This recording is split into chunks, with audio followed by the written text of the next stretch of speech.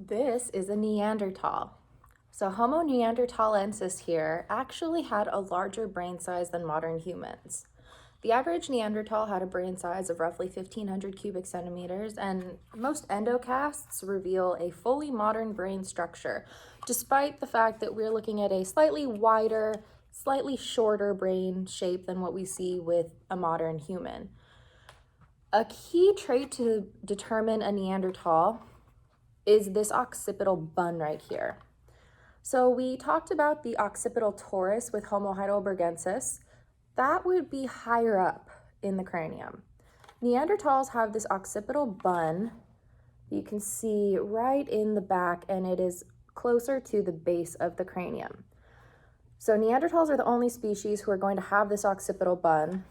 They also have really large faces, and like Homo heidelbergensis, they have cold weather adaptations.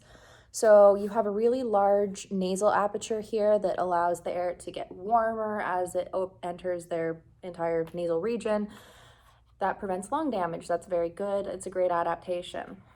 Overall in the face, with the zygomatics, we see a squared off zygomatic or cheek region. And if we turn to the back, we can see that the maximum skull breadth is closer to the middle. So remember, in modern humans, this is closer to the top. Let me grab a modern human for reference. That maximum skull breadth is going to be a lot higher in the modern human. And again, you can see slightly narrower, taller cranium than we would see in a Neanderthal. Neanderthals also have a brow ridge that forms a bar or a line right here. If we look at the teeth now, there are a few key dental traits that we should look to.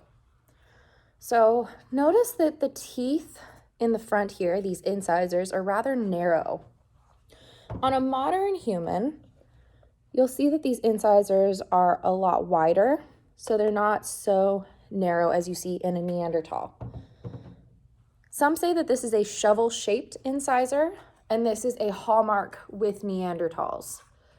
Neanderthals also have a significant degree of dental wear. So if you look at this mandible, you'll notice, again, really, really narrow teeth and a significant amount of dental wear. Most of this dental wear actually is concentrated in the front of the mouth, and if you look laterally here, see that this is worn down in the front. Some argue that Neanderthals were actually using their teeth as tools. So some argue that Neanderthals were actually using their teeth in the hide processing. This is actually similar to what we see in historical Inuit populations. So we can see the same type of, get that mandible out of the way, dental wear up here. Now, another trait that will help you definitively identify a Neanderthal. If you look in the back of the mouth here, they have what is known as a retromolar gap. So behind that last molar, M3, there is an open space. Now let's look at a modern human again. I'm going to close this up. We don't have a gap there. So the retromolar gap would be placed behind that last molar, but again, it's not open here. So the retromolar gap is a hallmark Neanderthal trait. And I want to show you another Neanderthal individual as well, just to show you some information about their lifestyles. This is La Chapelle 1, or the old man of La Chapelle. You have read about this individual, and he's also presented within our module for this week. You'll notice that there are no teeth here, except for one. And here on the mandible, you'll notice that all of these spaces where teeth would go are completely filled in. So in the front here, you'll see that those incisors were probably lost pretty close to when this individual died. They didn't heal up, but in the back here, you have roots that have healed.